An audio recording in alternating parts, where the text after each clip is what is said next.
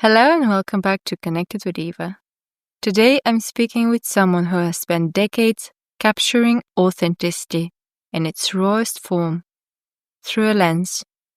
Rankin is a legendary British photographer, publisher, and film director, known for shaping cultural moments and pushing boundaries. From co-founding the iconic Dazed and Confused magazine to photographing icons like David Bowie, Kate Moss, even King Charles III, Rankin's work has consistently blurred the lines between art, identity, and truth. As AI begins to replicate everything from images to voices, we ask, what still makes something human?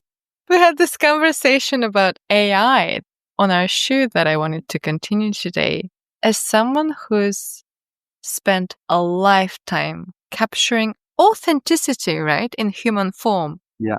What was your first emotional reaction when you saw at the very beginning how easily AI could generate an image, a face, and a feeling? I made a documentary about death with a very close, good friend of mine. And we kind of went at this documentary together and confronted our own fears around death, which was really fascinating to do. That journey is very similar to the journey I've gone on with AI. So from a very personal perspective, it's been quite close to the kind of the different things you go through with death, which is generally anger, blaming, and all that sort of stuff. So they're very similar journeys. And I felt when I first saw it, I kind of felt compelled to use it because I was like, that is so extraordinary.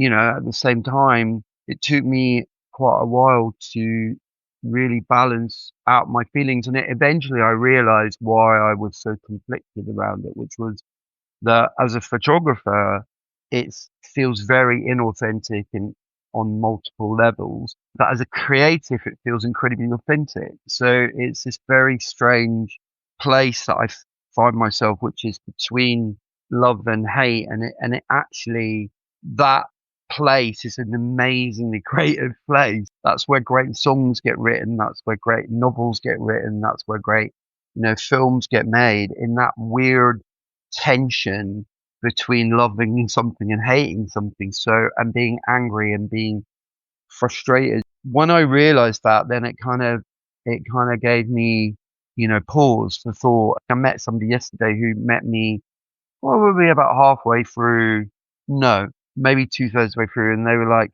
"You've completely changed your perspective." And I'm like, "We kind of have to on technology that's so new." I'm not talking about like how it's going to ruin people's lives and how it's going to reduce the job market by 30%. I mean, that's something I kind of think, if you're not angry about that, then you're not really watching or listening. And the carelessness of the way that they've brought this stuff to market, it's just outrageous, and it's really, really dangerous. There's no part of my head that thinks that that's okay at all in any way, shape, or form. But my instinct to survive as a human, and my need to be inquisitive about everything, and my desire to be at the front of technology, which I feel like I've always tried to do, and also the kind of extent to which it's going, well, it has changed everything, means that I feel like I need to embrace it and get past that kind of critique of it from that perspective. Like, there's no point in bringing that to every conversation that I have about it, or everything that I do with it, or things that I try and make with it. And as I think I said to you, like, once I kind of got through all of the pain of that weird morning thing that was really strange, I actually started to kind of go, this isn't my fault. Like, I didn't, kill photography. I didn't destroy creativity. I put those things to one side and just try and engage with it in the most positive way I can, because I just think so few people seem to be doing that, or are open about doing that, let's say.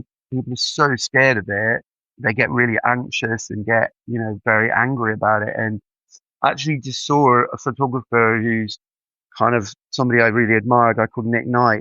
He just literally put a post up about it, and the comments section in it is just they don't have the knowledge of it that I have, and I think that he probably has. And that's the thing. Everything they're talking about it is coming from a place that they don't really seem to understand it. Just a kind of gut reaction or a kind of knee-jerk reaction to it. And I think that that is not the smart approach to it. So I kind of am now kind of making fun of that because I'm like, you guys are going to get left behind. Don't understand this stuff. It's not like digital, analog to digital. It's not like, oh, cameras have been invented. I mean, it's more like, the electricity or the combustion engine or, it's a big, it's like the industrial revolution happening over 3 or 4 years when it took 100 years to happen before. So it's an event horizon moment for everything. If you're not understanding or engaging in that, then you've got a problem because it's going to consume you.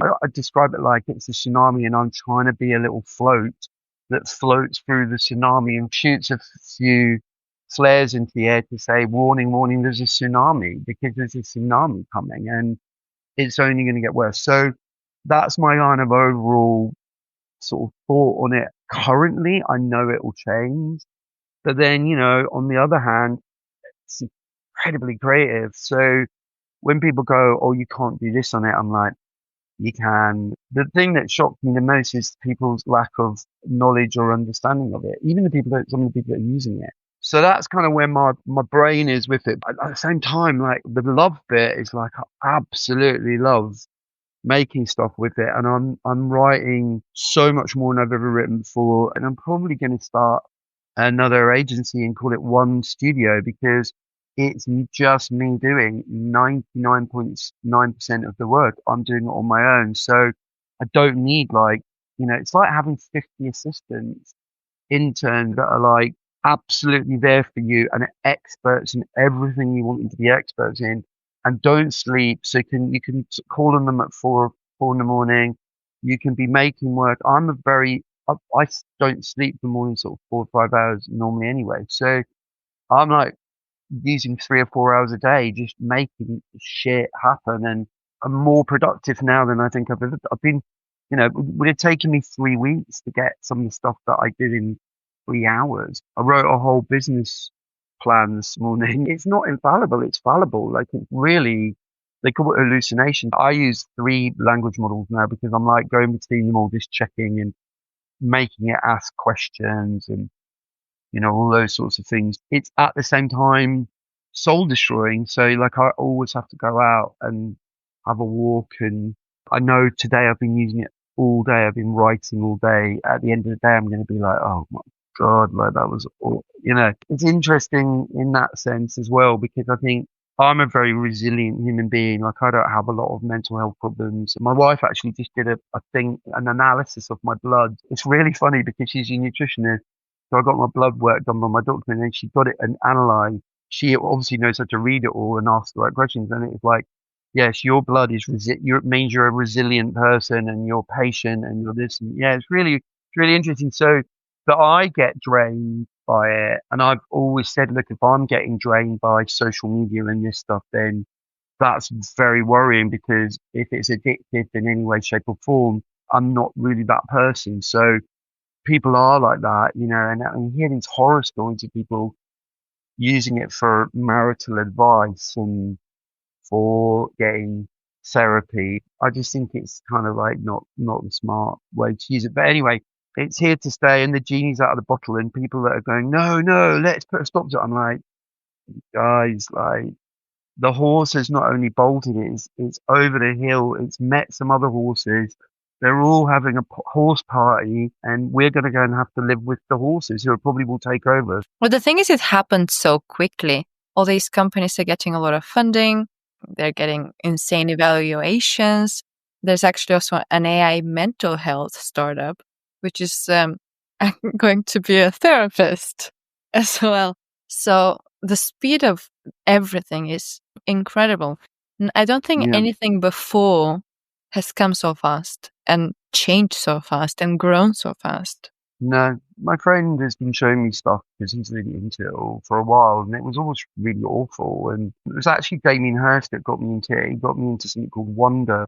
I started using it just for fun, really. and I was using it going, God, this is really near to starting to be interesting. So I was kind of interested in it probably before everyone else. But then another friend of mine, she's a really amazing photographer that I really love called Philip. He was doing some stuff on it that I was like, wow, this is really, really good. So I just emailed him. I did an interview with him about his work and I was talking about it. And then I said, oh, could you just tell me how you're doing it so I get a little bit of an in? And then he was using Discord at the time, which is, I mean, I don't ever use Discord anymore, but it was like, wow, and I did really good stuff really quickly on it. And I was like, shit, that's fucking nuts, man. This is really, really, really much better than what I was doing on Wonder.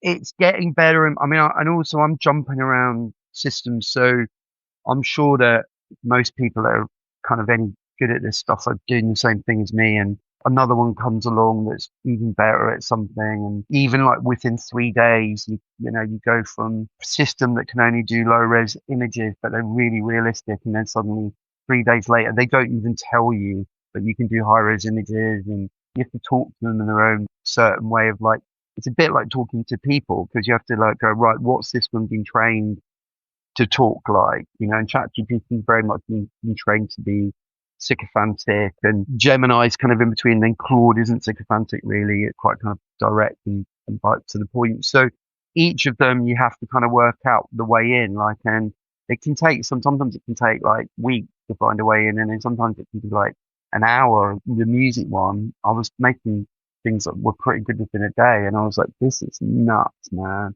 I'm deep into it and I'm not slowing down, and I'm not really thinking of turning round and kind of making a stand. That moment's been lost and the governance isn't going to come in. And I describe it a little bit like trying to put speed bumps in the runway at Heathrow. It's just, there's no point, it's counterintuitive now to do that. So really it's more important to kind of work out how to deal with what you've got. And I mean, for me as a photographer, the interesting thing that's happening really is that I'm starting to use a lot of my own work in it as a way of either bringing it to life with moving image, or where I'm trying to do fusion between my work, or where I'm taking a picture and I'm giving it very specific design ideas. I keep saying to my retoucher, the guys at retouch will be like, get the fuck out of Dodge, guys. Like, you need to retrain immediately. They go, no, it's not gonna. And I'm like, yes, it is. I'm really enjoying putting my own work into it because the authorship feels very different when you put your own work into it. And people are like, don't you worry about it training? I'm like, no, it's already trained on me. What are you talking about? I can make a picture like me very, very easily. Yeah, well, there's this whole thing, people are afraid of their data being out there, and it's already out there. The data's gone. Like those, what are they called? Those little sort of terms and conditions things that we all just, that was the data that they were preparing for this moment, so, and it's kind of funny, like that, like all these companies that are like deemed to be kind of like fairly morally kind of, positive, like Google and stuff, they're not. It's completely morally corrupt. The whole thing is just morally corrupt on so many levels. So I'm not going to take the blame for this. When you start getting angry with people because they're using it, it's like, no, I'm the last person in the queue you should be shouting at. Also, people going, oh, it's so bad for the environment. I'm like, well, yeah, it probably is bad for the environment, but everything's bad for the environment. Governments have to take responsibility for that stuff. We vote them in for a specific reason, and it's like, it doesn't seem like any of them are doing that on a kind of global scale anyway. I'm just a little bit confused about why it becomes the individual's responsibility. It's like, yeah, of course, everything should be better. We should be doing things in a better way. Am I going to lose my job? Possibly. I mean, I don't think I'll necessarily lose my job, but there's the threat of that hangs over, I'd say 90% of the population now. So what are you going to do? Like, are you going to go and demonstrate? I mean, yeah, like I'm up for demonstrating, but it doesn't seem to make much difference to these people. They don't seem to have a moral compass or any morality at all. Like it's kind of bizarre to me, like that stuff. Well, regulations is the big thing because it doesn't exist it feels like it's not a priority for the governments to create regulations. And is it even too late because the databases are there already? So, your image, your data is there. Exactly. Like I met this amazing woman from The Guardian who was a technology writer, but she was also kind of like headed up their responsibility arm. And she was like, it's just not going to happen for 3 to 5 years. And by then it's already too late. Never mind 3 to 5 years. So I don't know. I mean, it's all stuff that I'd be very interested to debate. But this is the other thing, Eva, like they don't ever, ever, ever want to debate it. No one wants to debate this stuff, right? Not one person wants to talk about it. I mean, I'm quite an outlier in the fact that I'm talking about it. And I was very surprised when Nick talked about it the other day because I was like, that's a big step. And there's a guy called Richard Osman who started talking about it as well. And I think you have to have people like us discussing this stuff because no one else seems to. And it's like, I'm very surprised and shocked that the ad industry is not talking about it much more directly because they're literally going to be decimated by this stuff, decimated by it. And some people when I say that to them, they go good, and I'm like, well, it's not good for all those young writers and designers who start their art, their careers, and learn how to be writers by writing shit copy or designing bad ads or whatever. That mentorship is going to be gone. And who are they going to get mentored by now? It feels like a very dangerous moment in that space as well. So I just refer back to, well, what is the individual supposed to do?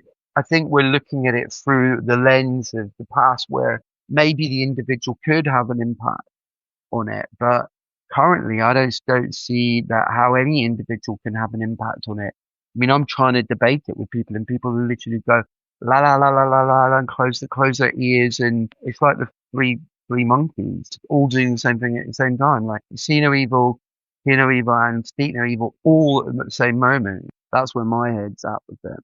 Well, like you say, it's here to stay. And in the creative industry, from what I know, it's a lot of agencies, etc., who don't want to discuss it because they're, no, we don't want to have any part of this. So we're not going to get associated with this. But then it's here to stay. So if you refuse to acknowledge it's here, it's not like it's going to go away. And that's the thing that people are refusing to understand, I think.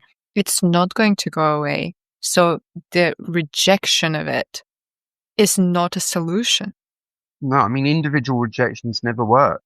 Technology and the advancement of technology always wins. There's not one instance in our history where it hasn't won. Again, like I just point the finger and go, what do you want to do with it? Because I don't hear anyone coming up with any good ideas around it. So I kind of find myself in this very weird place where I really get a buzz out of making stuff with it and talking about it and thinking about it and being able to consider it as a kind of new thing. Because when I say you have to look at it through a new lens, that's probably the beginning of the answers to how we deal with it. If you continue to look at it through the historical perspective, it just doesn't necessarily make any sense because it's never been here before. We've never had to do this. Isn't a slow thing that we've all got used to. This is like they dropped it on us, and now we're going, oh, do we do this by demonstrating? Do we do this by saying no? Do we do, it's like, no, you've got to find a whole new way to make it make sense.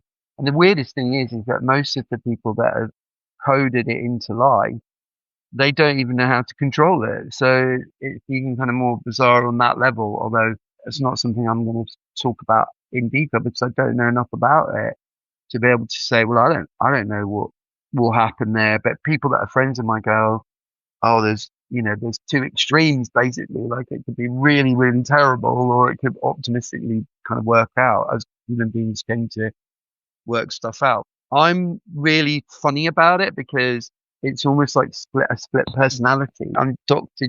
Jekyll and Mr. Hyde on it because I'm just like, wow, this is great. At the same time, just going, woe is mankind. It's also going to do good stuff. It's going to help medicine. It's going to be really incredible for communication. There's so many things that are good about it as well. And for creativity, it's just going to create a lot of really average creative work.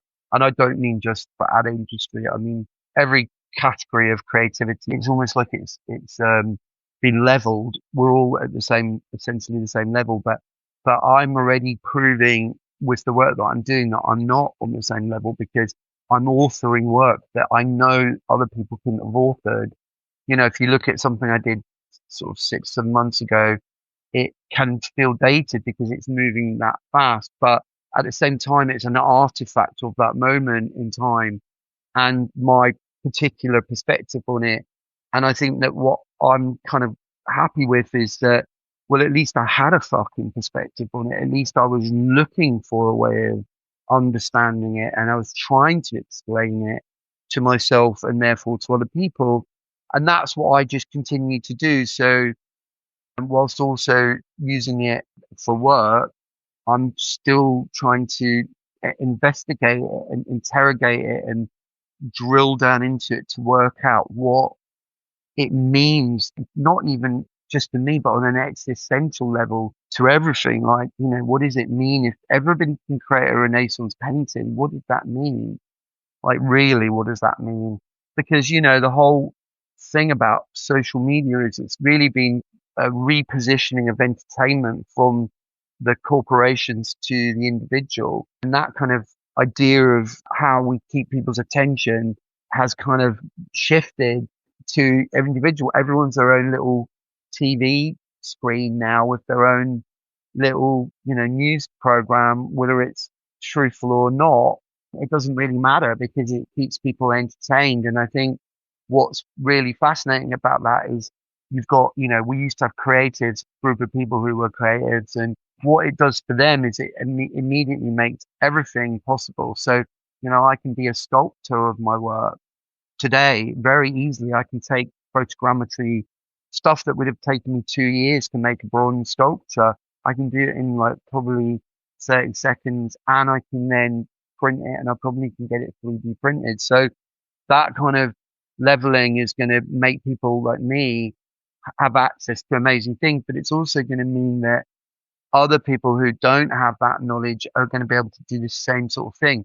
I still think that the real people that are really creative will rise to the top because they'll just find ways of using this new box of tools in a way which is interesting to the audience. Yes, the creators are going to become more creative, but essentially the performative nature of that means that they're probably just going to double down on the stuff that their performance is about already. And I don't think, most people that are interested in true creativity are really interested in YouTube videos about how to do makeup and, how to clean your car. But so I'm kind of fascinated about that as well because it is a kind of idea of like, yeah, you can with this technology create something absolutely extraordinary very, very quickly. But what you're going to do with that is not as compelling a kind of thought if you want to kind of like communicate ideals of reflecting society or understanding the kind of the nature of the human condition in this moment. I'm trying to do that. I'm trying to work out what is my human condition in this moment and how is it going to impact and other people's human condition. Whereas I think most people are going to go, oh, look, I can make myself a Superman, or look, I can generate like a kind of Marvel comic version of myself, which is going to be entertaining, but that's about it. And of course, it's going to make it easier to write a press release or it's going to make it easier to design like I did a PDF this morning on it, which I've never done before. That's now something I can at least do a draft version of like super quickly that I just pass over to a designer that they don't necessarily copy, and then I'm sure there'll be a design version of that soon as well. So yes, the ephemeral stuff around creativity is going to be easier, but are people going to use it in deep and meaningful ways? Well, if you look at social media, they've never done that. They haven't done that. And actually that's one of the reasons that things like podcasts have become such a big thing. It's because it needs a balance. People need to be able to have those intellectual conversations about the really important things in life. And when you're losing terrestrial TV or even things like Netflix, when you're losing the kind of depth within that for just like entertainment, it's not trust, news entertainment, it's not something that you can necessarily trust. It's also completely linear and completely singular. It's not plural. You want people to be plural. You want people to have two views. You want them to see both sides of an argument. And I think that's why things like your podcast and other people doing these types of things, they're looking for that. They're looking for debate and discussion around this stuff because they're starving from it. They're getting none of it. So that's kind of fascinating in itself. So, maybe there is another place where this technology is going to allow, I don't know. I don't know what it will be. I mean, it's definitely, this is the other thing that I really believe it's like mobile phones, they're near their sell by date. That's not far from being over. And having an AI agent, I mean, ChatGPT released one the other day and it came up once and it didn't come up again for me. And I tried it out and it was just doing exactly the same thing that ChatGPT normally does. If you've got a mobile, whatever it is, handset that's completely generative around working with generative models that's actually communicating in a completely different way. People go, no, mobile phones are here to stay. I'm like, I don't think so. I think things are going to change. I mean, it might not be as quick as what's happened with generative AI, but there's no way it's going to stay the same. Like, wow, why would it? Yes, we still got SMS from the 90s, but Nobody uses that. I actually used it with someone the other day while I was using audio because I love audio. But they're going, why aren't you using that on WhatsApp? And I'm like, we've got it on messages now as well. So what's the difference? It's like, what do you trust more, WhatsApp or I don't trust anything that Mark Zuckerberg puts in the world. And then you've got him being really punchy with stuff, kind of going, we're going to destroy advertising industry. Wow, you're actually admitting out loud that you're going to destroy an industry that employs millions of people with your AI. Like that is punchy, man. And it's like pre 2024, he wouldn't have said that.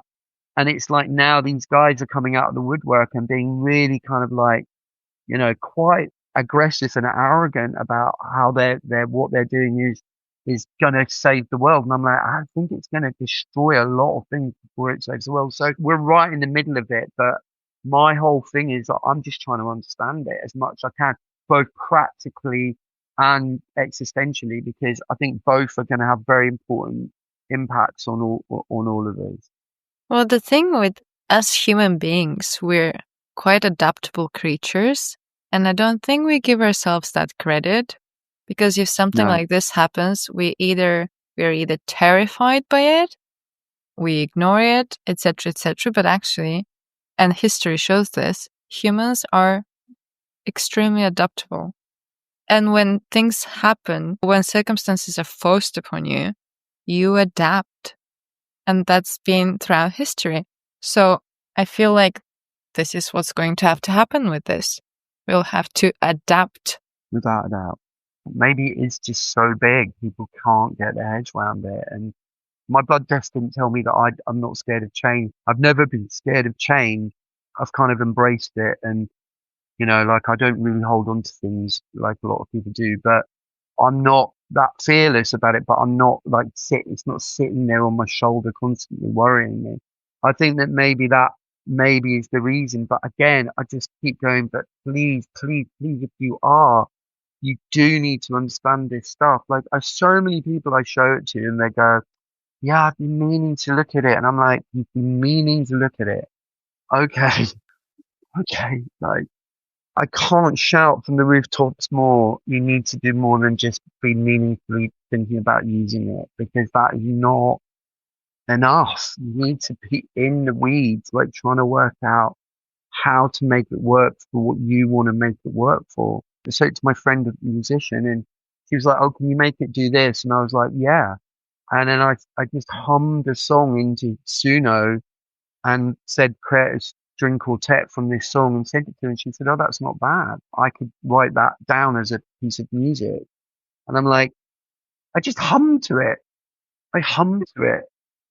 That's bonkers, guys. I don't know. Maybe my eyes are very wide, more wide open than possibly they should be. But I think the blinkers are off, and I think I recommend that anybody who's listening to this or has any kind of idea about what maybe they should start doing is unblinker yourself, because any blinkers on it is really the wrong way to look at it, because any kind of putting it into boxes or contextualizing it does not work. You can't do that. It's beyond that. It's beyond that. Because it's also, and this is the other thing that's super interesting, it's God complex stuff on lots of levels. Like I remember the first dream I had, which is probably about 9 to 12 months into using it.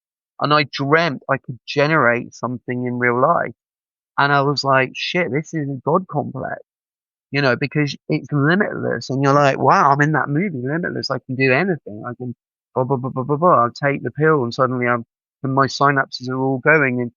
And at the same time, it's one of those things because of the nature of the communication between, especially the language model, it makes you feel like you're speaking to a deity, like you're talking to a priest, or you've got a direct contact. And the other thing that's really mad is if you've got an immediate bias, especially with ChatGPT, it just doubles down on your bias. It tells you that you're absolutely right on what you're supposed to be, maybe thinking critically about, as opposed to like going, oh yeah, I'm absolutely right. This is where it could get like ooh, super, super dangerous. People are already in echo chambers within their friendships. And it's like to have your own personal echo chamber with giving you a God complex, making you the superstar in your own movie about yourself, which you'll probably be able to make and then put it out. And that's really close to probably happening. And that's again, probably going to be the next generative sort of version of what creators are on social media. People are going to be going, well, I can't act and I can't sing, but I can fucking AI that shit and put it out into the world. That's where I'm kind of going, well, it could go down a few of these million roads.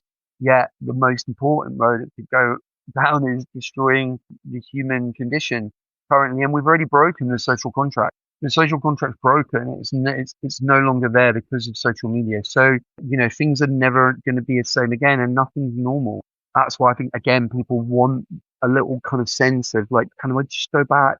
I mean, if I could go back to the 90, like maybe 99 and press a pause button, I would 100% do it because it was good. There's optimism and there's positivity there. Things seem to be getting better. And then since then, it's just kind of seems to have all gone downhill. There's a lot more of everything. There is a lot more things being produced. But also I was thinking, the more things are produced, and especially with AI, the more inauthentic things are being produced, the more people will, and the more people will crave authenticity. Yeah, they will, but we're kind of in a post-truth society, so it's really hard to even know what is authentic and what isn't. I've been leaning into authenticity my whole career, and I can use this stuff and make it look authentic. If I can do that now, in 3, 6 months, 9 months, 12 months, a year, 2 years, other people are going to be able to do that very easily because I can do it. Like I know I can make images look super realistic.